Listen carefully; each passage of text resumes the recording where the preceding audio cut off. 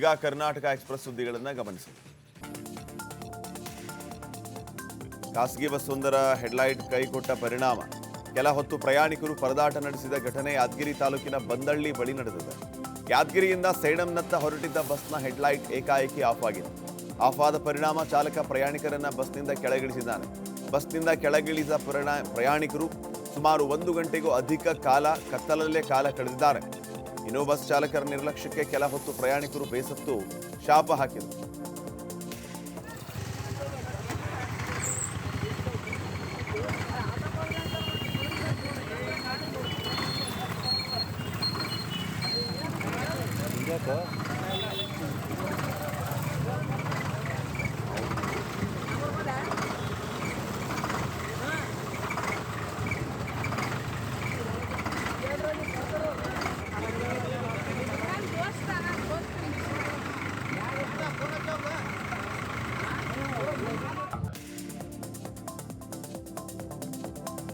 ವಿಜಯನಗರದ ಹೊಸಪೇಟೆ ಕೇಂದ್ರ ಬಸ್ ನಿಲ್ದಾಣಕ್ಕೆ ವಿಜಯನಗರ ಡಿಸಿ ದಿವಾಕರ್ ಭೇಟಿಯನ್ನು ನೀಡಿ ಪರಿಶೀಲನೆ ನಡೆಸಿದರು.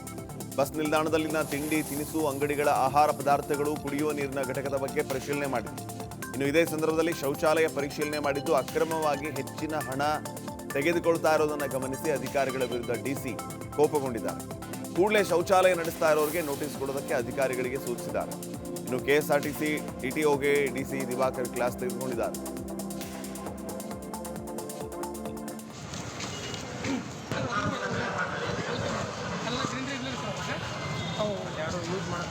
ಇದೇ ಥರ ಅಲ್ಲೇ ಮಾಡ್ತೀವಿ, ಅಲ್ಲೇ ನಾವು ಡಿಟೋ ಸರ್ ಸ್ವಲ್ಪ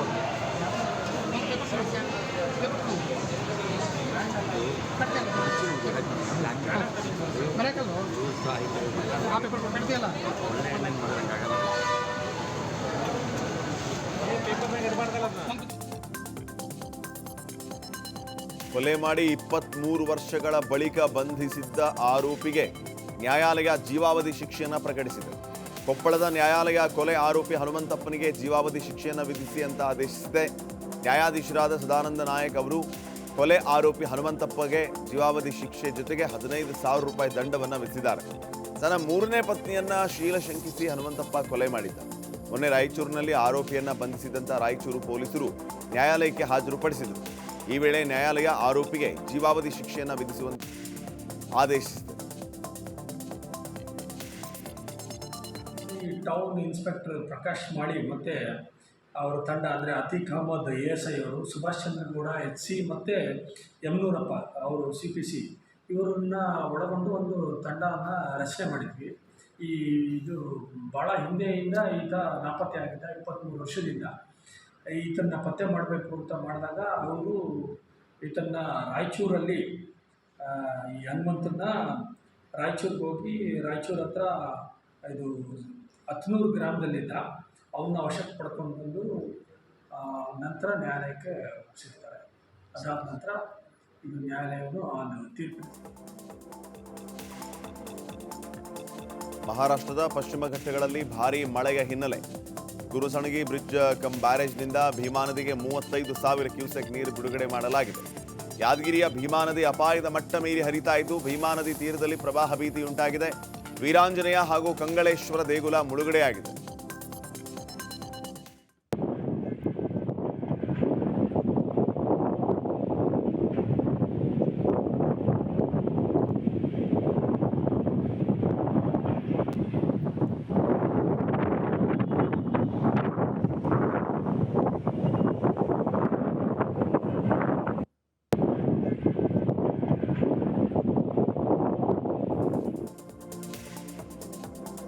ಬೆಳಗಾವಿಯ ಪಶ್ಚಿಮ ಘಟ್ಟಗಳಲ್ಲಿ ಮಳೆರಾಯನ ಅಬ್ಬರ ಮುಂದುವರೆದಿದೆ. ಬಳ್ಳಾರಿಯ ನಾಲಾ ನೀರು ಬೆಳಗಾವಿಯ ಎಳ್ಳೂರು ಭಾಗದಲ್ಲಿರುವ ಕೇಲವು ಗದ್ದೆಗೆ ನುಗ್ಗಿ ಅವಾಂತರ ಸೃಷ್ಟಿಯಾಗಿದೆ. ಗೆಣಸು ಕಟಾವು ವೇಳೆಯೇ ನೀರು ಗದ್ದೆಗೆ ನುಗ್ಗಿರೋದ್ರಿಂದ ನೀರಿನಲ್ಲಿಯೇ ರೈತರು ಗೆಣಸು ಕಟಾವು ಮಾಡ್ತಾ ಇದ್ದಾರೆ. ಇನ್ನು ಕೆಲವು ಭಾಗಗಳಲ್ಲಿ ತೇವಾಂಶ ಹೆಚ್ಚಾದ ಕಾರಣ ಭೂಮಿಯಲ್ಲಿ ಗೆಣಸು ಕೊಳಿತಾ ಇದೆ ಅಂತ ರೈತರು ಬೇಸರವನ್ನು ಹೊರಹಾಕಿದ್ದಾರೆ. ಬೆಳಗಾವಿ ಮಹಾನಗರ ಪಾಲಿಕೆಯ 2 ಬಿಜೆಪಿ ಸದಸ್ಯರ ಸದಸ್ಯತ್ವ ಅನರ್ಹ ಪ್ರಕರಣದಲ್ಲಿ ಪ್ರಾದೇಶಿಕ ಆಯುಕ್ತರ ಅನರ್ಹತೆ ಆದೇಶವನ್ನು ರಾಜ್ಯ ಸರ್ಕಾರ ಎತ್ತಿ ಹಿಡಿದಿದೆ. ಬೆಳಗಾವಿ ಮೇಯರ್ ಪಾಲಿಕೆ ಸದಸ್ಯನ ಅನರ್ಹತೆ ಖಾಯಂ ಮಾಡಿ ಆದೇಶಿಸಲಾಗಿದೆ. ಹಾಲಿ ಪಾಲಿಕೆ ಮೇಯರ್ ಮಂಗೇಶ್ ಪವಾರ್ ಪಾಲಿಕೆ ಸದಸ್ಯ ಜಯಂತ್ ಜಾಧವ್ ಸದಸ್ಯತ್ವ ರದ್ದಾಗಿದೆ. ಪ್ರಾದೇಶಿಕ ಆಯುಕ್ತರ ಆದೇಶ ಪ್ರಶ್ನಿಸಿದ ಸದಸ್ಯರು ಹೈಕೋರ್ಟ್ಗೆ ಹೋಗಿದ್ರು. ಸರ್ಕಾರದ ಹಂತದಲ್ಲಿ ಪ್ರಕರಣ ಇತ್ಯರ್ಥ ಮಾಡಿಕೊಳ್ಳುವಂತೆ ಹೈಕೋರ್ಟ್ ಸೂಚನೆಯನ್ನು ನೀಡಿತು. ಇದರ ಅನ್ವಯ ತನಿಖೆ ನಡೆಸಿ ನಗರಾಭಿವೃದ್ಧಿ ಇಲಾಖೆ ಕಾರ್ಯದರ್ಶಿ ದೀಪಾ ಚೋಳನ್ ಅರ್ಜಿಯನ್ನು ತಿರಸ್ಕರಿಸಿದ್ದಾರೆ. ಬೆಳಗಾವಿಯಲ್ಲಿ ಬಿಜೆಪಿ ವಿರುದ್ಧ ಕಾಂಗ್ರೆಸ್ ಕಾರ್ಯಕರ್ತರು ಪ್ರತಿಭಟನೆ ಮಾಡಿದರು. ಮಾಜಿ ಪ್ರಧಾನಿ ಇಂದಿರಾ ಗಾಂಧಿ ಅವರನ್ನ ಹಿಟ್ಲರ್ಗೆ ಬಿಜೆಪಿ ಹೋಲಿಸಿದೆ ಅಂತ ಆರೋಪಿಸಿ ಪ್ರತಿಭಟನೆ ಮಾಡಲಾಯಿತು. ಇನ್ನು ಬೆಳಗಾವಿಯ ಚೆನ್ನಮ್ಮ ಸರ್ಕಲ್ ಅಲ್ಲಿ ಪ್ರತಿಭಟನೆ ನಡೆದಿದ್ದು, ಪ್ರತಿಭಟನೆಯ ವೇಳೆ ಸಂಸದ ಜಗದೀಶ್ ಶೆಟ್ಟರ್ ಕಚೇರಿಗೆ ನುಗ್ಗೋದಕ್ಕೆ ಕಾಂಗ್ರೆಸ್ ಕಾರ್ಯಕರ್ತರು ಪ್ರಯತ್ನಿಸಿದರು. ಅಷ್ಟೇ ಅಲ್ಲದೆ ಪ್ರತಿಭಟನೆ ಸಮಯದಲ್ಲಿ ನರೇಂದ್ರ ಮೋದಿ ಸರ್ಕಾರಕ್ಕೆ ಧಿಕ್ಕಾರ ಕೂಗಿ ಆಕ್ರೋಶವನ್ನ ಹೊರಹಾಕಿದರು.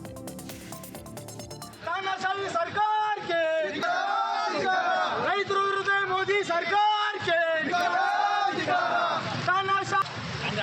ಬಂದ್ ಕರೋ ಬಂದ್ ಕರೋ ತಾನಾಶಾಹಿ ಬಂದ್ ಕರೋ ಬಂದ್ ಕರೋ ಬಂದ್ ಕರೋ ತಾನಾಶಾಹಿ ಬಂದ್ ಕರೋ ಬಂದ್ ಸರ್ಕಾರಕ್ಕೆ. ರಾಜ್ಯ ಕಾಂಗ್ರೆಸ್ ಅಲ್ಲಿ ರಾಜಣ್ಣ ಹೇಳಿಕೆ ಕೋಲಾಹಲವನ್ನೇ ಸೃಷ್ಟಿ ಮಾಡಿದೆ. ಇದೀಗ ರಾಜಣ್ಣ ಹೇಳಿಕೆಗೆ ವಿಜಯಪುರದಲ್ಲಿ ಸಚಿವ ಎಂಬಿ ಪಾಟೀಲ್ ಪ್ರತಿಕ್ರಿಯಿಸಿದ್ದಾರೆ. ನಮ್ಮಲ್ಲಿ ಕ್ರಾಂತಿಗಳು ಎಲ್ಲ ನಡೆಯಲ್ಲ.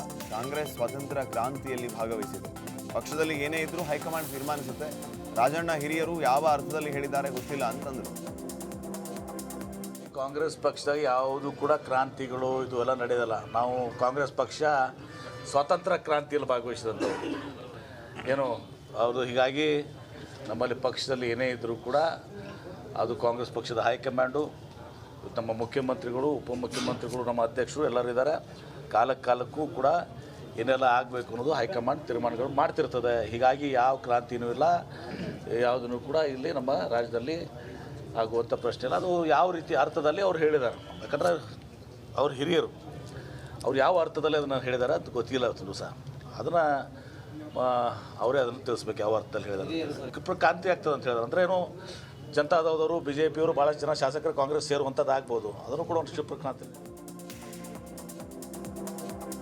ಹಾಸನ ಜಿಲ್ಲೆಯ ಸಕಲೇಶಪುರ ಯಸಳೂರು ಹೋಬಳಿ ಮರ್ಜನಹಳ್ಳಿ ಬಸ್ ಸ್ಟಾಪ್ ಹತ್ತಿರದ ಕಾಫಿ ತೋಟದಲ್ಲಿ ದೈತ್ಯ ಕಾಡಾನೆ ಕಾಣಿಸಿಕೊಂಡಿದೆ.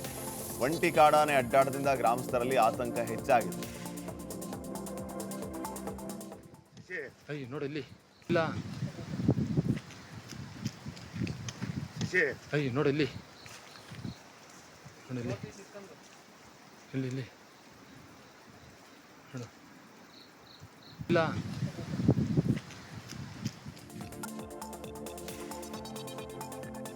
ನಿನ್ನೆ ದಾವಣಗೆರೆಯಲ್ಲಿ ವಂದೇ ಭಾರತ್ ಟ್ರೈನ್ ಕೆಟ್ಟು ನಿಂತಿತ್ತು. ವಂದೇ ಭಾರತ್ ಟ್ರೈನ್ನ ಚಕ್ರದಲ್ಲಿ ಆಕಸ್ಮಿಕವಾಗಿ ಬೆಂಕಿ ಕಾಣಿಸಿಕೊಂಡ ಹಿನ್ನೆಲೆ ಮಾರ್ಗ ಮಧ್ಯದಲ್ಲಿಯೇ ಟ್ರೈನ್ ಕೆಟ್ಟು ನಿಂತಿತ್ತು. ಇನ್ನು ಸಿಬ್ಬಂದಿಯ ಸಮಯ ಪ್ರಜ್ಞೆಯಿಂದ ಭಾರಿ ಅನಾಹುತ ತಪ್ಪಿತ್ತು.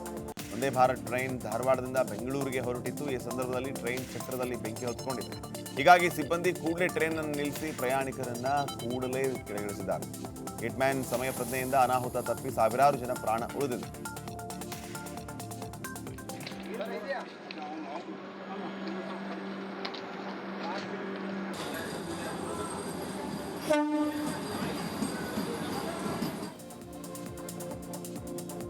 ದಾವಣಗೆರೆ ತಾಲೂಕು ದೇವರಹಟ್ಟಿ ಗ್ರಾಮದ ಮಲ್ಲಿಕ್ ರಿಹಾನ್ ಮನೆಯಲ್ಲಿ ಕಳ್ಳತನ ನಡೆದಿತ್ತು. ಗ್ರಾಮಾಂತರ ಪೊಲೀಸ್ ಠಾಣೆಯಲ್ಲಿ ದಾಖಲಾಗಿದ್ದ ಕಳ್ಳತನ ಪ್ರಕರಣವನ್ನು ಪೊಲೀಸರು ಭೇದಿಸಿದ್ದಾರೆ.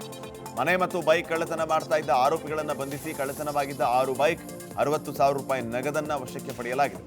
ಆಸಿಫ್ ಖಾನ್ ಅಲಿಯಾಸ್ ಫಟ್ಕಾ ಸೇರಿದಂತೆ 2 ಅಪ್ರಾಪ್ತ ಬಾಲಕಿಯರು ವಶಕ್ಕೆ ಪಡೆದು ನ್ಯಾಯಾಂಗ ಬಂಧನಕ್ಕೆ ಒಪ್ಪಿಸಿದ್ದಾರೆ.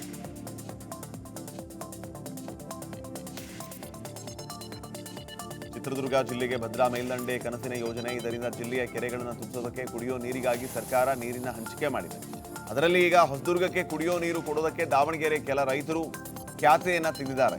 ಕಾರಣ, ನೀರು ಕೊಟ್ಟರೆ ದಾವಣಗೆರೆ ಜಿಲ್ಲೆಯ ಭದ್ರಾ ಕಾಲುವೆಯ ಕೊನೆ ಭಾಗದ ರೈತರಿಗೆ ನೀರು ಸಮರ್ಪಕವಾಗಿ ತಲುಪೋದಿಲ್ಲ ಅಂತ. ಇದರಿಂದ ಚಿತ್ರದುರ್ಗ ಜಿಲ್ಲೆಯ ರೈತರು ಅವರ ವಿರುದ್ಧ ಹೋರಾಟಕ್ಕೆ ಸಜ್ಜಾಗಿದ್ದಾರೆ.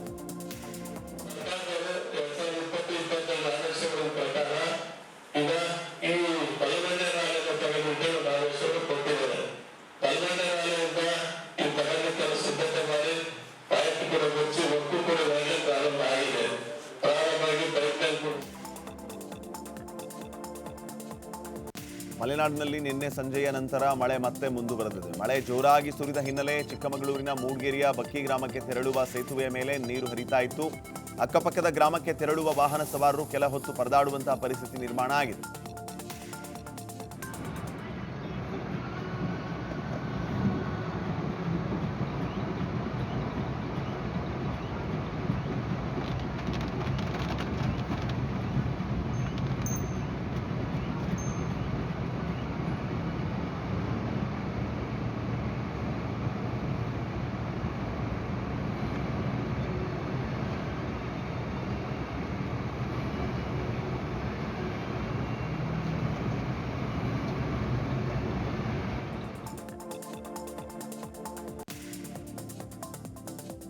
ಕೊಡಗು ಜಿಲ್ಲೆಯಾದ್ಯಂತ ಮಳೆಯ ಆರ್ಭಟ ಮುಂದುವರೆದಿದೆ. ಮುಂಜಾಗ್ರತಾ ಕ್ರಮವಾಗಿ ಇವತ್ತು ಜಿಲ್ಲೆಯ ಶಾಲಾ ಕಾಲೇಜುಗಳಿಗೆ ರಜೆಯನ್ನು ಘೋಷಣೆ ಮಾಡಲಾಗಿದೆ. ಪ್ರಾಥಮಿಕ ಪ್ರೌಢಶಾಲೆ ಹಾಗೂ ಪದವಿ ಪೂರ್ವ ಕಾಲೇಜುಗಳಿಗೆ ಜಿಲ್ಲಾಧಿಕಾರಿ ವೆಂಕಟರಾಜ್ ರಜೆಯನ್ನು ನೀಡಿ ಆದೇಶ ಹೊರಡಿಸಿದ್ದಾರೆ.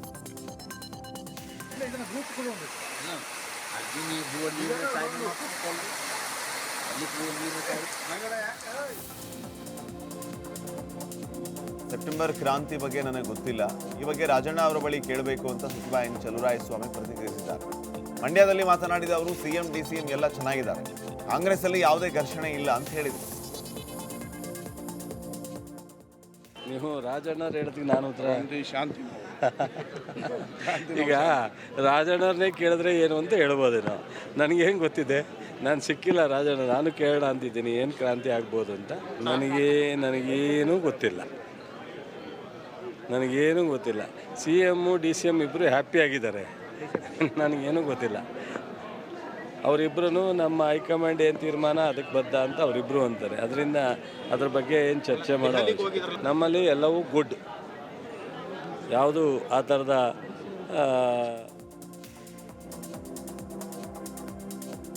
ರಾಜ್ಯ ಬಿಜೆಪಿ ನಾಯಕರು ದೆಹಲಿ ಭೇಟಿ ವಿಚಾರಕ್ಕೆ ಕೇಂದ್ರ ಸಚಿವ ಪ್ರಹ್ಲಾದ್ ಜೋಶಿ ಪ್ರತಿಕ್ರಿಯೆ ನೀಡಿದ್ದಾರೆ. ಬಿಡದಿಯಲ್ಲಿ ಮಾತನಾಡಿದ ಅವರು, ನನಗೆ ಅಶೋಕ್ ದೆಹಲಿಯಲ್ಲಿ ಬಂದು ಭೇಟಿಯಾಗಿದ್ದರು. ಅವರು ಯಾವುದೋ ಎಜುಕೇಷನ್ ಇನ್ಸ್ಟಿಟ್ಯೂಟ್ ಲೈಸೆನ್ಸ್ಗಾಗಿ ಬಂದಿದ್ದೇನೆ ಅಂತ ಹೇಳಿದರು.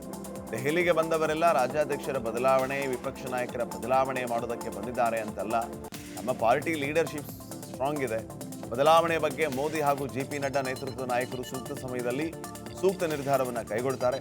ಅಧ್ಯಕ್ಷರ ಬದಲಾವಣೆ ಸಾರ್ವಜನಿಕವಾಗಿ ಆಗಲ್ಲ ಅಂತ ಹೇಳಿದರು. ಯಾವ ಮಾತುಕತೆ ಇತ್ಯಾದಿ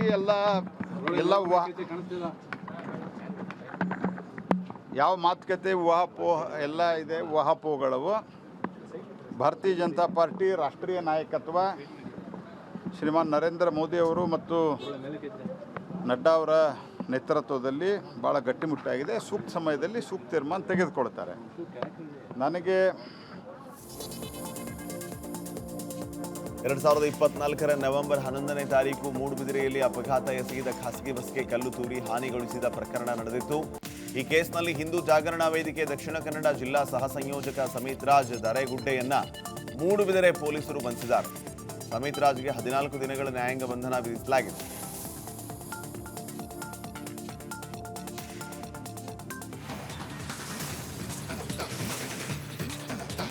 ಬೆಂಗಳೂರಿಗೆ ಕೇಂದ್ರ ಪರಿಸರ ವಿಜ್ಞಾನ ಅರಣ್ಯ ಹವಾಮಾನ ವೈಪರೀತ್ಯ ಖಾತೆ ಸಚಿವ ಭೂಪೇಂದ್ರ ಯಾದವ್ ಆಗಮಿಸಿದ್ದು ಬಿಜೆಪಿ ರಾಜ್ಯಾಧ್ಯಕ್ಷ ಬಿವೈ ವಿಜೇಂದ್ರ ಸ್ವಾಗತಿಸಿಕೊಂಡರು.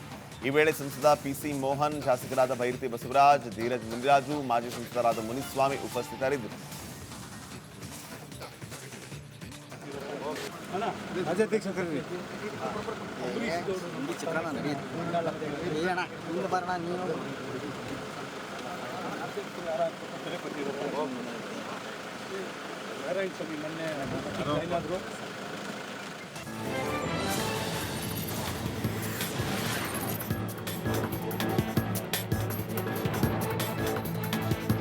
ಈಗ ಕರ್ನಾಟಕ ಎಕ್ಸ್ಪ್ರೆಸ್ ಸುದ್ದಿಗಳನ್ನು ಗಮನಿಸಿ.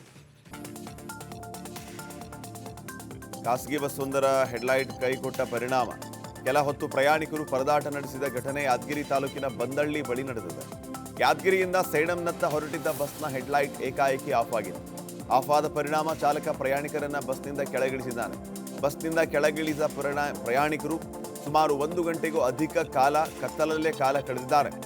ಇನ್ನು ಬಸ್ ಚಾಲಕರ ನಿರ್ಲಕ್ಷ್ಯಕ್ಕೆ ಕೆಲ ಹೊತ್ತು ಪ್ರಯಾಣಿಕರು ಬೇಸತ್ತು ಶಾಪ ಹಾಕಿದರು.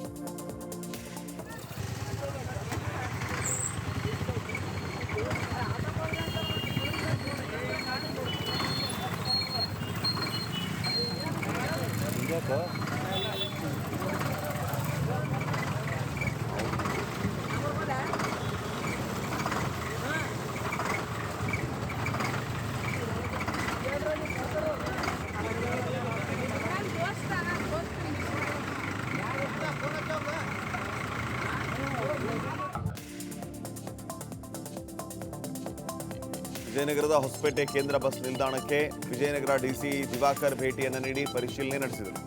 ಬಸ್ ನಿಲ್ದಾಣದಲ್ಲಿನ ತಿಂಡಿ ತಿನಿಸು ಅಂಗಡಿಗಳ ಆಹಾರ ಪದಾರ್ಥಗಳು, ಕುಡಿಯುವ ನೀರಿನ ಘಟಕದ ಬಗ್ಗೆ ಪರಿಶೀಲನೆ ಮಾಡಿದರು. ಇನ್ನು ಇದೇ ಸಂದರ್ಭದಲ್ಲಿ ಶೌಚಾಲಯ ಪರಿಶೀಲನೆ ಮಾಡಿದ್ದು ಅಕ್ರಮವಾಗಿ ಹೆಚ್ಚಿನ ಹಣ ತೆಗೆದುಕೊಳ್ತಾ ಇರೋದನ್ನು ಗಮನಿಸಿ ಅಧಿಕಾರಿಗಳ ವಿರುದ್ಧ ಡಿಸಿ ಕೋಪಗೊಂಡಿದ್ದಾರೆ. ಕೂಡಲೇ ಶೌಚಾಲಯ ನಡೆಸ್ತಾ ಇರೋರಿಗೆ ನೋಟಿಸ್ ಕೊಡೋದಕ್ಕೆ ಅಧಿಕಾರಿಗಳಿಗೆ ಸೂಚಿಸಿದ್ದಾರೆ. ಇನ್ನು ಕೆಎಸ್ಆರ್ಟಿಸಿ ಡಿಟಿಒಗೆ ಡಿಸಿ ದಿವಾಕರ್ ಕ್ಲಾಸ್ ತೆಗೆದುಕೊಂಡಿದ್ದಾರೆ.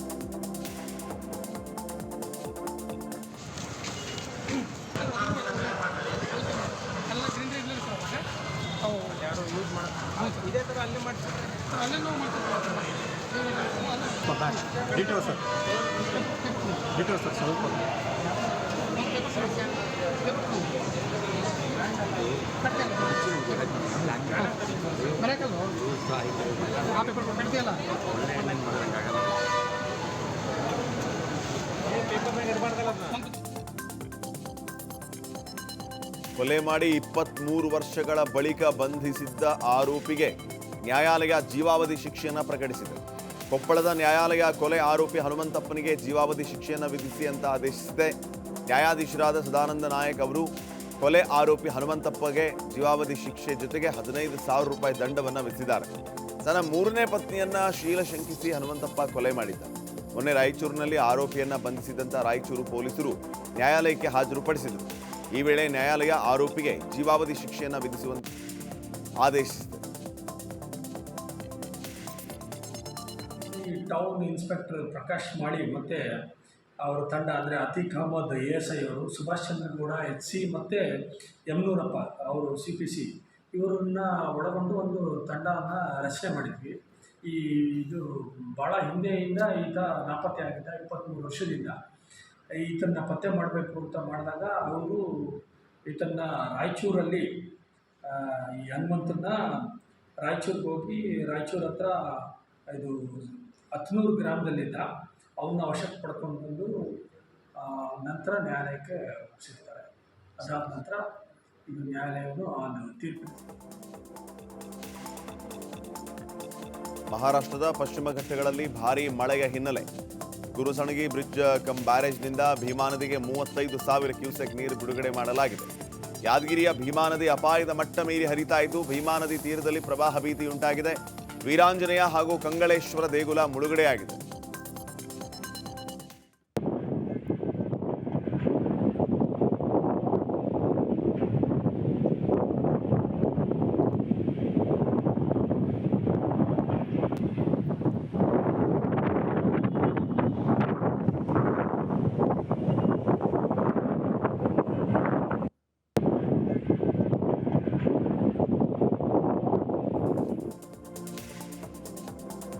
ಬೆಳಗಾವಿಯ ಪಶ್ಚಿಮ ಘಟ್ಟಗಳಲ್ಲಿ ಮಳೆರಾಯನ ಅಬ್ಬರ ಮುಂದುವರೆದಿದೆ. ಬಳ್ಳಾರಿಯ ನಾಲಾ ನೀರು ಬೆಳಗಾವಿಯ ಎಳ್ಳೂರು ಭಾಗದಲ್ಲಿರುವ ಕೆಲವು ಗದ್ದೆಗೆ ನುಗ್ಗಿ ಅವಾಂತರ ಸೃಷ್ಟಿಯಾಗಿದೆ. ಗೆಣಸು ಕಟಾವು ವೇಳೆಯೇ ನೀರು ಗದ್ದೆಗೆ ನುಗ್ಗಿರೋದ್ರಿಂದ ನೀರಿನಲ್ಲಿಯೇ ರೈತರು ಗೆಣಸು ಕಟಾವು ಮಾಡ್ತಾ ಇದ್ದಾರೆ. ಇನ್ನು ಕೆಲವು ಭಾಗಗಳಲ್ಲಿ ತೇವಾಂಶ ಹೆಚ್ಚಾದ ಕಾರಣ ಭೂಮಿಯಲ್ಲಿ ಗೆಣಸು ಕೊಳಿತಾ ಇದೆ ಅಂತ ರೈತರು ಬೇಸರವನ್ನು ಹೊರಹಾಕಿದ್ದಾರೆ. ಬೆಳಗಾವಿ ಮಹಾನಗರ ಪಾಲಿಕೆಯ 2 ಬಿಜೆಪಿ ಸದಸ್ಯರ ಸದಸ್ಯತ್ವ ಅನರ್ಹ ಪ್ರಕರಣದಲ್ಲಿ ಪ್ರಾದೇಶಿಕ ಆಯುಕ್ತರ ಅನರ್ಹತೆ ಆದೇಶವನ್ನು ರಾಜ್ಯ ಸರ್ಕಾರ ಎತ್ತಿ ಹಿಡಿದಿದೆ. ಬೆಳಗಾವಿ ಮೇಯರ್ ಪಾಲಿಕೆ ಸದಸ್ಯನ ಅನರ್ಹತೆ ಖಾಯಂ ಮಾಡಿ ಆದೇಶಿಸಲಾಗಿದೆ. ಹಾಲಿ ಪಾಲಿಕೆ ಮೇಯರ್ ಮಂಗೇಶ್ ಪವಾರ್, ಪಾಲಿಕೆ ಸದಸ್ಯ ಜಯಂತ್ ಜಾಧವ್ ಸದಸ್ಯತ್ವ ರದ್ದಾಗಿದೆ. ಪ್ರಾದೇಶಿಕ ಆಯುಕ್ತರ ಆದೇಶ ಪ್ರಶ್ನಿಸಿದ ಸದಸ್ಯರು ಹೈಕೋರ್ಟ್ಗೆ ಹೋಗಿದ್ರು.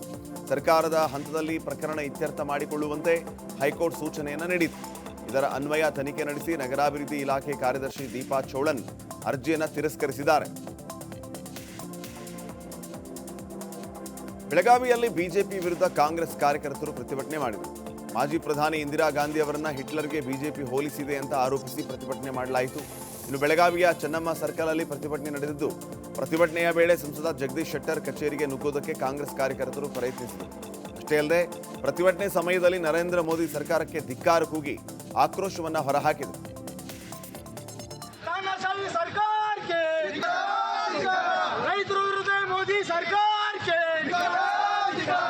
तानाशाही बंद करो तानाशाही बंद करो तानाशाही बंद सरकार के. ರಾಜ್ಯ ಕಾಂಗ್ರೆಸ್ ಅಲ್ಲಿ ರಾಜಣ್ಣ ಹೇಳಿಕೆ ಕೋಲಾಹಲವನ್ನೇ ಸೃಷ್ಟಿ ಮಾಡಿದೆ. ಇದೀಗ ರಾಜಣ್ಣ ಹೇಳಿಕೆಗೆ ವಿಜಯಪುರದಲ್ಲಿ ಸಚಿವ MB ಪಾಟೀಲ್ ಪ್ರತಿಕ್ರಿಯಿಸಿದ್ದಾರೆ. ನಮ್ಮಲ್ಲಿ ಕ್ರಾಂತಿಗಳು ಎಲ್ಲ ನಡೆಯಲ್ಲ. ಕಾಂಗ್ರೆಸ್ ಸ್ವತಂತ್ರ ಕ್ರಾಂತಿಯಲ್ಲಿ ಭಾಗವಹಿಸಿದೆ. ಪಕ್ಷದಲ್ಲಿ ಏನೇ ಇದ್ರೂ ಹೈಕಮಾಂಡ್ ತೀರ್ಮಾನಿಸುತ್ತೆ. ರಾಜಣ್ಣ ಹಿರಿಯರು ಯಾವ ಅರ್ಥದಲ್ಲಿ ಹೇಳಿದ್ದಾರೆ ಗೊತ್ತಿಲ್ಲ ಅಂತಂದರು. ಕಾಂಗ್ರೆಸ್ ಪಕ್ಷದಾಗ ಯಾವುದು ಕೂಡ ಕ್ರಾಂತಿಗಳು ಇದು ಎಲ್ಲ ನಡೆಯೋದಲ್ಲ. ನಾವು ಕಾಂಗ್ರೆಸ್ ಪಕ್ಷ ಸ್ವಾತಂತ್ರ್ಯ ಕ್ರಾಂತಿಯಲ್ಲಿ ಭಾಗವಹಿಸಿದಂಥವು ಏನು ಹೌದು. ಹೀಗಾಗಿ ನಮ್ಮಲ್ಲಿ ಪಕ್ಷದಲ್ಲಿ ಏನೇ ಇದ್ದರೂ ಕೂಡ ಅದು ಕಾಂಗ್ರೆಸ್ ಪಕ್ಷದ ಹೈಕಮಾಂಡು, ನಮ್ಮ ಮುಖ್ಯಮಂತ್ರಿಗಳು, ಉಪಮುಖ್ಯಮಂತ್ರಿಗಳು, ನಮ್ಮ ಅಧ್ಯಕ್ಷರು ಎಲ್ಲರೂ ಇದ್ದಾರೆ. ಕಾಲಕ್ಕೂ ಕೂಡ ಏನೆಲ್ಲ ಆಗಬೇಕು ಅನ್ನೋದು ಹೈಕಮಾಂಡ್ ತೀರ್ಮಾನಗಳು ಮಾಡ್ತಿರ್ತದೆ. ಹೀಗಾಗಿ ಯಾವ ಕ್ರಾಂತಿನೂ ಇಲ್ಲ, ಯಾವುದನ್ನು ಕೂಡ ಇಲ್ಲಿ ನಮ್ಮ ರಾಜ್ಯದಲ್ಲಿ ಆಗುವಂಥ ಪ್ರಶ್ನೆ ಇಲ್ಲ. ಅದು ಯಾವ ರೀತಿ ಅರ್ಥದಲ್ಲಿ ಅವ್ರು ಹೇಳಿದ್ದಾರೆ, ಯಾಕಂದರೆ ಅವ್ರು ಹಿರಿಯರು, ಅವ್ರು ಯಾವ ಅರ್ಥದಲ್ಲಿ ಅದನ್ನು ಹೇಳಿದ್ದಾರೆ ಅದು ಗೊತ್ತಿಲ್ಲ ಅದು ಸಹ. ಅದನ್ನು ಅವರೇ ಅದನ್ನು ತಿಳಿಸ್ಬೇಕು ಯಾವ ಅರ್ಥದಲ್ಲಿ ಹೇಳಿದ್ದಾರೆ. ಕ್ರಾಂತಿ ಆಗ್ತದೆ ಅಂತ ಹೇಳಿದ್ರೆ ಅಂದರೆ ಏನು, ಜನತಾದವರು BJPಯವರು ಭಾಳಷ್ಟು ಜನ ಶಾಸಕರು ಕಾಂಗ್ರೆಸ್ ಸೇರುವಂಥದ್ದು ಆಗ್ಬೋದು, ಅದನ್ನು ಕೂಡ ಒಂದು ಕ್ಷಿಪ್ರ ಕ್ರಾಂತಿ. ಹಾಸನ ಜಿಲ್ಲೆಯ ಸಕಲೇಶ್ಪುರ ಯಸಳೂರು ಹೋಬಳಿ ಮರ್ಜನಹಳ್ಳಿ ಬಸ್ ಸ್ಟಾಪ್ ಹತ್ತಿರದ ಕಾಫಿ ತೋಟದಲ್ಲಿ ದೈತ್ಯ ಕಾಡಾನೆ ಕಾಣಿಸಿಕೊಂಡಿದೆ. ಒಂಟಿ ಕಾಡಾನೆ ಅಡ್ಡಾಟದಿಂದ ಗ್ರಾಮಸ್ಥರಲ್ಲಿ ಆತಂಕ ಹೆಚ್ಚಾಗಿದೆ. ಅಯ್ಯ ನೋಡಿ ಇಲ್ಲಿ ಇಲ್ಲ. ಅಯ್ಯ ನೋಡಿ ಇಲ್ಲಿ ನೋಡಿ ಇಲ್ಲಿ ಇಲ್ಲಿ ಇಲ್ಲಿ ನೋಡು ಇಲ್ಲ.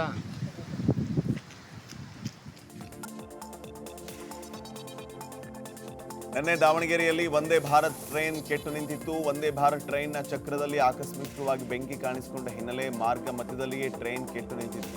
ಸಿಬ್ಬಂದಿಯ ಸಮಯ ಪ್ರಜ್ಞೆಯಿಂದ ಭಾರಿ ಅನಾಹುತ ತಪ್ಪಿತ್ತು. ವಂದೇ ಭಾರತ್ ಟ್ರೈನ್ ಧಾರವಾಡದಿಂದ ಬೆಂಗಳೂರಿಗೆ ಹೊರಟಿತ್ತು. ಈ ಸಂದರ್ಭದಲ್ಲಿ ಟ್ರೈನ್ ಚಕ್ರದಲ್ಲಿ ಬೆಂಕಿ ಹೊತ್ಕೊಂಡಿದೆ. ಹೀಗಾಗಿ ಸಿಬ್ಬಂದಿ ಕೂಡಲೇ ಟ್ರೈನ್ ಅನ್ನು ನಿಲ್ಲಿಸಿ ಪ್ರಯಾಣಿಕರನ್ನ ಕೂಡಲೇ ಕೆಳಗಿಳಿಸಿದ್ದಾರೆ. ಹಿಟ್ಮ್ಯಾನ್ ಸಮಯ ಪ್ರಜ್ಞೆಯಿಂದ ಅನಾಹುತ ತಪ್ಪಿ ಸಾವಿರಾರು ಜನ ಪ್ರಾಣ ಉಳಿದಿದೆ.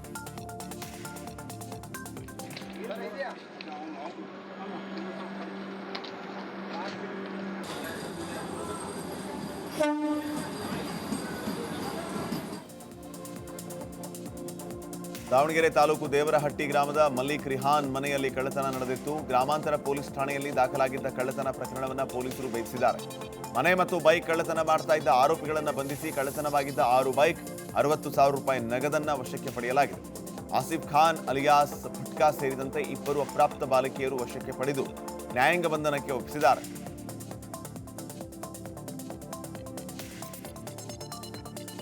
ಚಿತ್ರದುರ್ಗ ಜಿಲ್ಲೆಗೆ ಭದ್ರಾ ಮೇಲ್ದಂಡೆ ಕನಸಿನ ಯೋಜನೆ. ಇದರಿಂದ ಜಿಲ್ಲೆಯ ಕೆರೆಗಳನ್ನು ತುಂಬಿಸೋದಕ್ಕೆ ಕುಡಿಯೋ ನೀರಿಗಾಗಿ ಸರ್ಕಾರ ನೀರಿನ ಹಂಚಿಕೆ ಮಾಡಿದೆ. ಅದರಲ್ಲಿ ಈಗ ಹೊಸದುರ್ಗಕ್ಕೆ ಕುಡಿಯೋ ನೀರು ಕೊಡೋದಕ್ಕೆ ದಾವಣಗೆರೆ ಕೆಲ ರೈತರು ಖ್ಯಾತೆಯನ್ನ ತೆಗೆದಿದ್ದಾರೆ. ಕಾರಣ, ನೀರು ಕೊಟ್ಟರೆ ದಾವಣಗೆರೆ ಜಿಲ್ಲೆಯ ಭದ್ರಾ ಕಾಲುವೆಯ ಕೊನೆ ಭಾಗದ ರೈತರಿಗೆ ನೀರು ಸಮರ್ಪಕವಾಗಿ ತಲುಪೋದಿಲ್ಲ ಅಂತ. ಇದರಿಂದ ಚಿತ್ರದುರ್ಗ ಜಿಲ್ಲೆಯ ರೈತರು ಅವರ ವಿರುದ್ಧ ಹೋರಾಟಕ್ಕೆ ಸಜ್ಜಾಗಿದ್ದಾರೆ.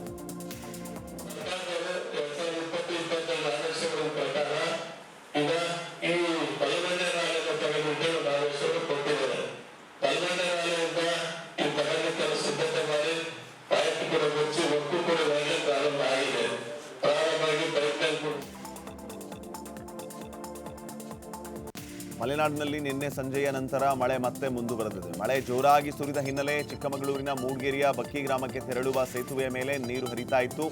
ಅಕ್ಕಪಕ್ಕದ ಗ್ರಾಮಕ್ಕೆ ತೆರಳುವ ವಾಹನ ಸವಾರರು ಕೆಲ ಹೊತ್ತು ಪರದಾಡುವಂತಹ ಪರಿಸ್ಥಿತಿ ನಿರ್ಮಾಣ ಆಗಿದೆ.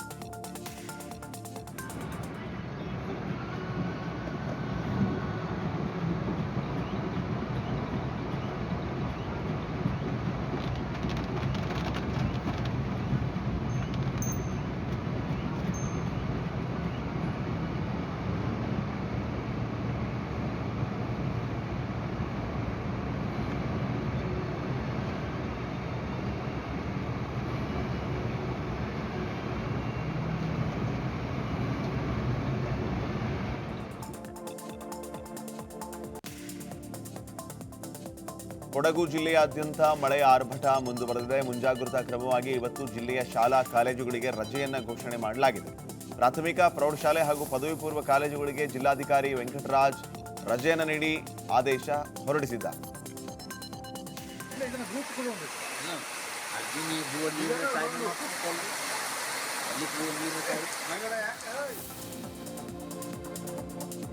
ಸೆಪ್ಟೆಂಬರ್ ಕ್ರಾಂತಿ ಬಗ್ಗೆ ನನಗೆ ಗೊತ್ತಿಲ್ಲ. ಈ ಬಗ್ಗೆ ರಾಜಣ್ಣ ಅವರ ಬಳಿ ಕೇಳಬೇಕು ಅಂತ ಸಚಿವ ಎನ್ ಚಲುವರಾಯಸ್ವಾಮಿ ಪ್ರತಿಕ್ರಿಯಿಸಿದ್ದಾರೆ. ಮಂಡ್ಯದಲ್ಲಿ ಮಾತನಾಡಿದ ಅವರು, ಸಿಎಂ ಡಿಸಿಎಂ ಎಲ್ಲ ಚೆನ್ನಾಗಿದ್ದಾರೆ, ಕಾಂಗ್ರೆಸ್ ಅಲ್ಲಿ ಯಾವುದೇ ಘರ್ಷಣೆ ಇಲ್ಲ ಅಂತ ಹೇಳಿದರು. ನೀವು ರಾಜಣ್ಣವ್ರು ಹೇಳಿದ್ವಿ ನಾನು ಉತ್ತರ ಶಾಂತಿ. ಈಗ ರಾಜಣ್ಣವ್ರನ್ನೇ ಕೇಳಿದ್ರೆ ಏನು ಅಂತ ಹೇಳ್ಬೋದೇನೋ, ನನಗೇನು ಗೊತ್ತಿದೆ. ನಾನು ಸಿಕ್ಕಿಲ್ಲ ರಾಜಣ್ಣ, ನಾನು ಕೇಳೋಣ ಅಂತಿದ್ದೀನಿ ಏನು ಕ್ರಾಂತಿ ಆಗ್ಬೋದು ಅಂತ. ನನಗೇನೂ ಗೊತ್ತಿಲ್ಲ. ಸಿ ಎಮ್ಮು DCM ಇಬ್ಬರು ಹ್ಯಾಪಿಯಾಗಿದ್ದಾರೆ. ನನಗೇನೂ ಗೊತ್ತಿಲ್ಲ. ಅವರಿಬ್ಬರೂ ನಮ್ಮ ಹೈಕಮಾಂಡ್ ಏನು ತೀರ್ಮಾನ ಅದಕ್ಕೆ ಬದ್ಧ ಅಂತ ಅವರಿಬ್ಬರು ಅಂತಾರೆ. ಅದರಿಂದ ಅದ್ರ ಬಗ್ಗೆ ಏನು ಚರ್ಚೆ ಮಾಡೋ ನಮ್ಮಲ್ಲಿ ಎಲ್ಲವೂ ಗುಡ್. ಯಾವುದು ಆ ಥರದ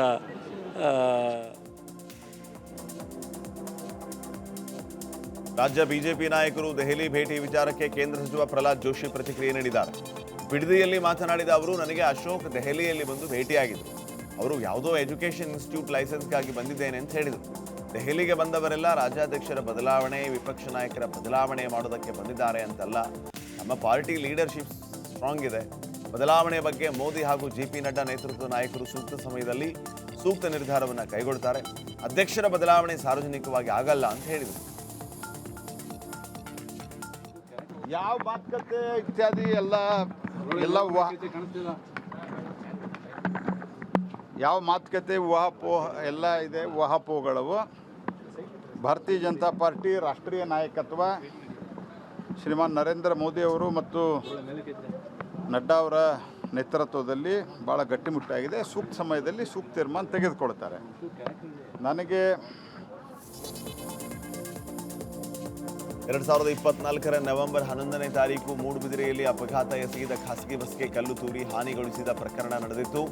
ಈ ಕೇಸ್ನಲ್ಲಿ ಹಿಂದೂ ಜಾಗರಣಾ ವೇದಿಕೆ ದಕ್ಷಿಣ ಕನ್ನಡ ಜಿಲ್ಲಾ ಸಹ ಸಂಯೋಜಕ ಸಮಿತ್ ರಾಜ್ ದರೇಗುಡ್ಡೆಯನ್ನ ಮೂಡುಬಿದಿರೆ ಪೊಲೀಸರು ಬಂಧಿಸಿದ್ದಾರೆ. ಸಮಿತ್ ರಾಜ್ಗೆ 14 ದಿನಗಳ ನ್ಯಾಯಾಂಗ ಬಂಧನ ವಿಧಿಸಲಾಗಿದೆ.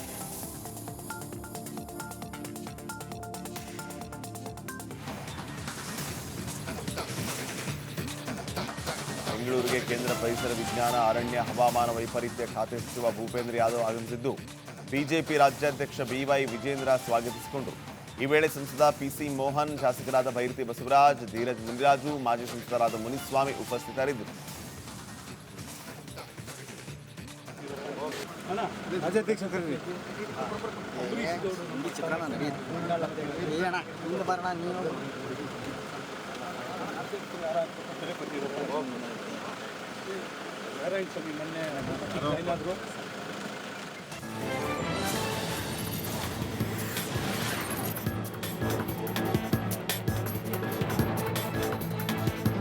ಈಗ ಕರ್ನಾಟಕ ಎಕ್ಸ್‌ಪ್ರೆಸ್ ಸುದ್ದಿಗಳನ್ನು ಗಮನಿಸಿ. ಖಾಸಗಿ ಬಸ್ ಒಂದರ ಹೆಡ್ಲೈಟ್ ಕೈಕೊಟ್ಟ ಪರಿಣಾಮ ಕೆಲ ಹೊತ್ತು ಪ್ರಯಾಣಿಕರು ಪರದಾಟ ನಡೆಸಿದ ಘಟನೆ ಯಾದಗಿರಿ ತಾಲೂಕಿನ ಬಂದಳ್ಳಿ ಬಳಿ ನಡೆದಿದೆ. ಯಾದಗಿರಿಯಿಂದ ಸೇಡಂನತ್ತ ಹೊರಟಿದ್ದ ಬಸ್ನ ಹೆಡ್ಲೈಟ್ ಏಕಾಏಕಿ ಆಫ್ ಆಗಿದೆ. ಆಫ್ ಆದ ಪರಿಣಾಮ ಚಾಲಕ ಪ್ರಯಾಣಿಕರನ್ನ ಬಸ್ನಿಂದ ಕೆಳಗಿಳಿಸಿದ್ದಾನೆ.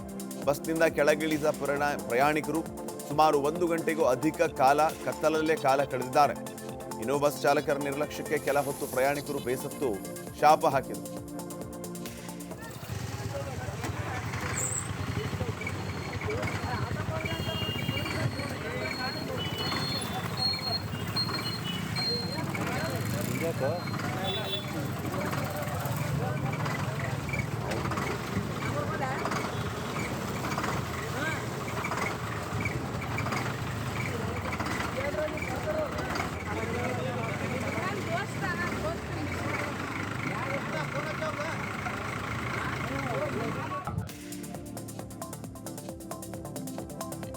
ವಿಜಯನಗರದ ಹೊಸಪೇಟೆ ಕೇಂದ್ರ ಬಸ್ ನಿಲ್ದಾಣಕ್ಕೆ ವಿಜಯನಗರ DC ದಿವಾಕರ್ ಭೇಟಿಯನ್ನು ನೀಡಿ ಪರಿಶೀಲನೆ ನಡೆಸಿದರು. ಬಸ್ ನಿಲ್ದಾಣದಲ್ಲಿನ ತಿಂಡಿ ತಿನಿಸು ಅಂಗಡಿಗಳ ಆಹಾರ ಪದಾರ್ಥಗಳು, ಕುಡಿಯುವ ನೀರಿನ ಘಟಕದ ಬಗ್ಗೆ ಪರಿಶೀಲನೆ ಮಾಡಿದರು. ಇನ್ನು ಇದೇ ಸಂದರ್ಭದಲ್ಲಿ ಶೌಚಾಲಯ ಪರಿಶೀಲನೆ ಮಾಡಿದ್ದು ಅಕ್ರಮವಾಗಿ ಹೆಚ್ಚಿನ ಹಣ ತೆಗೆದುಕೊಳ್ತಾ ಇರೋದನ್ನು ಗಮನಿಸಿ ಅಧಿಕಾರಿಗಳ ವಿರುದ್ಧ DC ಕೋಪಗೊಂಡಿದ್ದಾರೆ. ಕೂಡಲೇ ಶೌಚಾಲಯ ನಡೆಸ್ತಾ ಇರೋರಿಗೆ ನೋಟಿಸ್ ಕೊಡೋದಕ್ಕೆ ಅಧಿಕಾರಿಗಳಿಗೆ ಸೂಚಿಸಿದ್ದಾರೆ. ಇನ್ನು KSRTC TTOಗೆ DC ದಿವಾಕರ್ ಕ್ಲಾಸ್ ತೆಗೆದುಕೊಂಡಿದ್ದಾರೆ.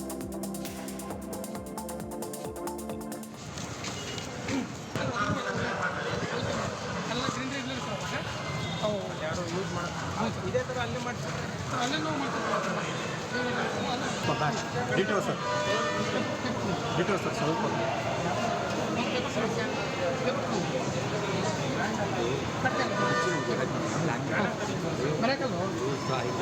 ಆ ಪೇಪರ್ ಕೊಡ್ತೀಯಲ್ಲ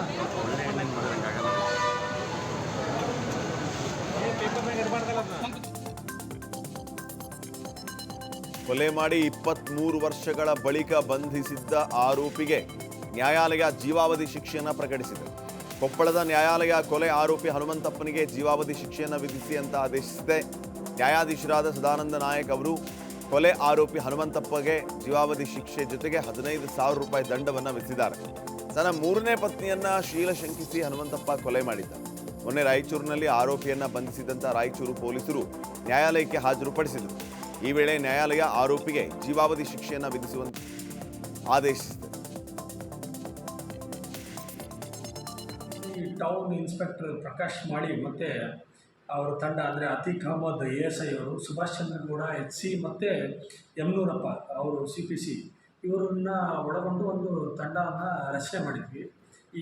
ಇದು ಭಾಳ ಹಿಂದೆಯಿಂದ ಈತ ನಾಪತ್ತೆ ಆಗಿದ್ದ 23 ವರ್ಷದಿಂದ.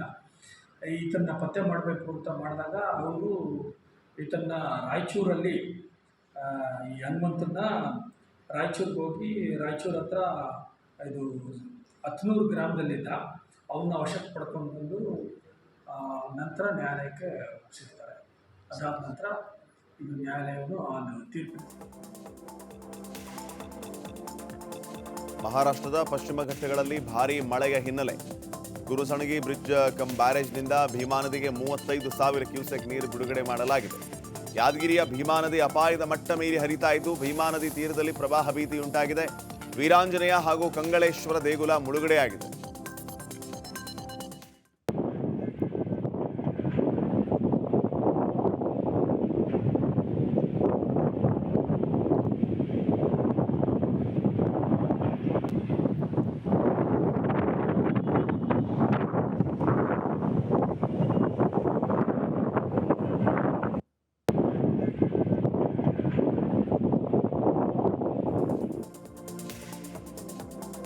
ಬೆಳಗಾವಿಯ ಪಶ್ಚಿಮ ಘಟ್ಟಗಳಲ್ಲಿ ಮಳೆರಾಯನ ಅಬ್ಬರ ಮುಂದುವರೆದಿದೆ. ಬಳ್ಳಾರಿಯ ನಾಲಾ ನೀರು ಬೆಳಗಾವಿಯ ಎಳ್ಳೂರು ಭಾಗದಲ್ಲಿರುವ ಕೆಲವು ಗದ್ದೆಗೆ ನುಗ್ಗಿ ಅವಾಂತರ ಸೃಷ್ಟಿಯಾಗಿದೆ. ಗೆಣಸು ಕಟಾವು ವೇಳೆಯೇ ನೀರು ಗದ್ದೆಗೆ ನುಗ್ಗಿರೋದ್ರಿಂದ ನೀರಿನಲ್ಲಿಯೇ ರೈತರು ಗೆಣಸು ಕಟಾವು ಮಾಡ್ತಾ ಇದ್ದಾರೆ. ಇನ್ನು ಕೆಲವು ಭಾಗಗಳಲ್ಲಿ ತೇವಾಂಶ ಹೆಚ್ಚಾದ ಕಾರಣ ಭೂಮಿಯಲ್ಲಿ ಗೆಣಸು ಕೊಳಿತಾ ಇದೆ ಅಂತ ರೈತರು ಬೇಸರವನ್ನು ಹೊರಹಾಕಿದ್ದಾರೆ. ಬೆಳಗಾವಿ ಮಹಾನಗರ ಪಾಲಿಕೆಯ 2 ಬಿಜೆಪಿ ಸದಸ್ಯರ ಸದಸ್ಯತ್ವ ಅನರ್ಹ ಪ್ರಕರಣದಲ್ಲಿ ಪ್ರಾದೇಶಿಕ ಆಯುಕ್ತರ ಅನರ್ಹತೆ ಆದೇಶವನ್ನು ರಾಜ್ಯ ಸರ್ಕಾರ ಎತ್ತಿ ಹಿಡಿದಿದೆ. ಬೆಳಗಾವಿ ಮೇಯರ್ ಪಾಲಿಕೆ ಸದಸ್ಯನ ಅನರ್ಹತೆ ಖಾಯಂ ಮಾಡಿ ಆದೇಶಿಸಲಾಗಿದೆ. ಹಾಲಿ ಪಾಲಿಕೆ ಮೇಯರ್ ಮಂಗೇಶ್ ಪವಾರ್, ಪಾಲಿಕೆ ಸದಸ್ಯ ಜಯಂತ್ ಜಾಧವ್ ಸದಸ್ಯತ್ವ ರದ್ದಾಗಿದೆ. ಪ್ರಾದೇಶಿಕ ಆಯುಕ್ತರ ಆದೇಶ ಪ್ರಶ್ನಿಸಿ ಸದಸ್ಯರು ಹೈಕೋರ್ಟ್ಗೆ ಹೋಗಿದ್ರು. ಸರ್ಕಾರದ ಹಂತದಲ್ಲಿ ಪ್ರಕರಣ ಇತ್ಯರ್ಥ ಮಾಡಿಕೊಳ್ಳುವಂತೆ ಹೈಕೋರ್ಟ್ ಸೂಚನೆಯನ್ನು ನೀಡಿತು. ಇದರ ಅನ್ವಯ ತನಿಖೆ ನಡೆಸಿ ನಗರಾಭಿವೃದ್ಧಿ ಇಲಾಖೆ ಕಾರ್ಯದರ್ಶಿ ದೀಪಾ ಚೋಳನ್ ಅರ್ಜಿಯನ್ನು ತಿರಸ್ಕರಿಸಿದ್ದಾರೆ. ಬೆಳಗಾವಿಯಲ್ಲಿ ಬಿಜೆಪಿ ವಿರುದ್ಧ ಕಾಂಗ್ರೆಸ್ ಕಾರ್ಯಕರ್ತರು ಪ್ರತಿಭಟನೆ ಮಾಡಿದರು. ಮಾಜಿ ಪ್ರಧಾನಿ ಇಂದಿರಾ ಗಾಂಧಿ ಅವರನ್ನ ಹಿಟ್ಲರ್ಗೆ ಬಿಜೆಪಿ ಹೋಲಿಸಿದೆ ಅಂತ ಆರೋಪಿಸಿ ಪ್ರತಿಭಟನೆ ಮಾಡಲಾಯಿತು. ಇನ್ನು ಬೆಳಗಾವಿಯ ಚೆನ್ನಮ್ಮ ಸರ್ಕಲ್ ಅಲ್ಲಿ ಪ್ರತಿಭಟನೆ ನಡೆದಿದ್ದು, ಪ್ರತಿಭಟನೆಯ ವೇಳೆ ಸಂಸದ ಜಗದೀಶ್ ಶೆಟ್ಟರ್ ಕಚೇರಿಗೆ ನುಗ್ಗೋದಕ್ಕೆ ಕಾಂಗ್ರೆಸ್ ಕಾರ್ಯಕರ್ತರು ಪ್ರಯತ್ನಿಸಿದರು. ಅಷ್ಟೇ ಅಲ್ಲದೆ ಪ್ರತಿಭಟನೆ ಸಮಯದಲ್ಲಿ ನರೇಂದ್ರ ಮೋದಿ ಸರ್ಕಾರಕ್ಕೆ ಧಿಕ್ಕಾರ ಕೂಗಿ ಆಕ್ರೋಶವನ್ನ ಹೊರಹಾಕಿದರು. तानाशाही सरकार के रैतर विरुद्ध मोदी सरकार के तानाशाही बंद करो तानाशाही बंद करो बंद सरकार के. ರಾಜ್ಯ ಕಾಂಗ್ರೆಸ್ ಅಲ್ಲಿ ರಾಜಣ್ಣ ಹೇಳಿಕೆ ಕೋಲಾಹಲವನ್ನೇ ಸೃಷ್ಟಿ ಮಾಡಿದೆ. ಇದೀಗ ರಾಜಣ್ಣ ಹೇಳಿಕೆಗೆ ವಿಜಯಪುರದಲ್ಲಿ ಸಚಿವ MB ಪಾಟೀಲ್ ಪ್ರತಿಕ್ರಿಯಿಸಿದ್ದಾರೆ. ನಮ್ಮಲ್ಲಿ ಕ್ರಾಂತಿಗಳು ಎಲ್ಲ ನಡೆಯಲ್ಲ. ಕಾಂಗ್ರೆಸ್ ಸ್ವತಂತ್ರ ಕ್ರಾಂತಿಯಲ್ಲಿ ಭಾಗವಹಿಸಿದೆ. ಪಕ್ಷದಲ್ಲಿ ಏನೇ ಇದ್ರೂ ಹೈಕಮಾಂಡ್ ತೀರ್ಮಾನಿಸುತ್ತೆ. ರಾಜಣ್ಣ ಹಿರಿಯರು ಯಾವ ಅರ್ಥದಲ್ಲಿ ಹೇಳಿದ್ದಾರೆ ಗೊತ್ತಿಲ್ಲ ಅಂತಂದ್ರು. ಕಾಂಗ್ರೆಸ್ ಪಕ್ಷದಾಗ ಯಾವುದು ಕೂಡ ಕ್ರಾಂತಿಗಳು ಇದು ಎಲ್ಲ ನಡೆಯೋದಲ್ಲ. ನಾವು ಕಾಂಗ್ರೆಸ್ ಪಕ್ಷ ಸ್ವಾತಂತ್ರ್ಯ ಕ್ರಾಂತಿಯಲ್ಲಿ ಭಾಗವಹಿಸಿದಂಥವು ಏನು ಹೌದು. ಹೀಗಾಗಿ ನಮ್ಮಲ್ಲಿ ಪಕ್ಷದಲ್ಲಿ ಏನೇ ಇದ್ದರೂ ಕೂಡ ಅದು ಕಾಂಗ್ರೆಸ್ ಪಕ್ಷದ ಹೈಕಮಾಂಡು, ನಮ್ಮ ಮುಖ್ಯಮಂತ್ರಿಗಳು, ಉಪಮುಖ್ಯಮಂತ್ರಿಗಳು, ನಮ್ಮ ಅಧ್ಯಕ್ಷರು ಎಲ್ಲರೂ ಇದ್ದಾರೆ. ಕಾಲಕ್ಕೂ ಕೂಡ ಏನೆಲ್ಲ ಆಗಬೇಕು ಅನ್ನೋದು ಹೈಕಮಾಂಡ್ ತೀರ್ಮಾನಗಳು ಮಾಡ್ತಿರ್ತದೆ. ಹೀಗಾಗಿ ಯಾವ ಕ್ರಾಂತಿನೂ ಇಲ್ಲ, ಯಾವುದನ್ನು ಕೂಡ ಇಲ್ಲಿ ನಮ್ಮ ರಾಜ್ಯದಲ್ಲಿ ಆಗುವಂಥ ಪ್ರಶ್ನೆ ಇಲ್ಲ. ಅದು ಯಾವ ರೀತಿ ಅರ್ಥದಲ್ಲಿ ಅವ್ರು ಹೇಳಿದ್ದಾರೆ, ಯಾಕಂದರೆ ಅವ್ರ ಹಿರಿಯರು ಅವ್ರು ಯಾವ ಅರ್ಥದಲ್ಲಿ ಅದನ್ನು ಹೇಳಿದ್ದಾರೆ ಅದು ಗೊತ್ತಿಲ್ಲ ಸಹ. ಅದನ್ನು ಅವರೇ ಅದನ್ನು ತಿಳಿಸ್ಬೇಕು ಯಾವ ಅರ್ಥದಲ್ಲಿ ಹೇಳಿದ್ದಾರೆ. ಕ್ರಾಂತಿ ಆಗ್ತದೆ ಅಂತ ಹೇಳಿದ್ರೆ ಅಂದರೆ ಏನು, ಜನತಾದಳದವರು BJPಯವರು ಭಾಳಷ್ಟು ಜನ ಶಾಸಕರು ಕಾಂಗ್ರೆಸ್ ಸೇರುವಂಥದ್ದು ಆಗ್ಬೋದು. ಅದನ್ನು ಕೂಡ ಒಂದು ಕ್ಷಿಪ್ರ ಕ್ರಾಂತಿ. ಹಾಸನ ಜಿಲ್ಲೆಯ ಸಕಲೇಶಪುರ ಯಸಳೂರು ಹೋಬಳಿ ಮರ್ಜನಹಳ್ಳಿ ಬಸ್ ಸ್ಟಾಪ್ ಹತ್ತಿರದ ಕಾಫಿ ತೋಟದಲ್ಲಿ ದೈತ್ಯ ಕಾಡಾನೆ ಕಾಣಿಸಿಕೊಂಡಿದೆ. ಒಂಟಿ ಕಾಡಾನೆ ಅಡ್ಡಾಟದಿಂದ ಗ್ರಾಮಸ್ಥರಲ್ಲಿ ಆತಂಕ ಹೆಚ್ಚಾಗಿದೆ. ಅಯ್ಯೋ ನೋಡಿ ಇಲ್ಲಿ ಇಲ್ಲ. ಅಯ್ಯೋ ನೋಡಿ ಇಲ್ಲಿ ನೋಡಿ ಇಲ್ಲಿ ಇಲ್ಲಿ ಇಲ್ಲಿ ನೋಡು ಇಲ್ಲ.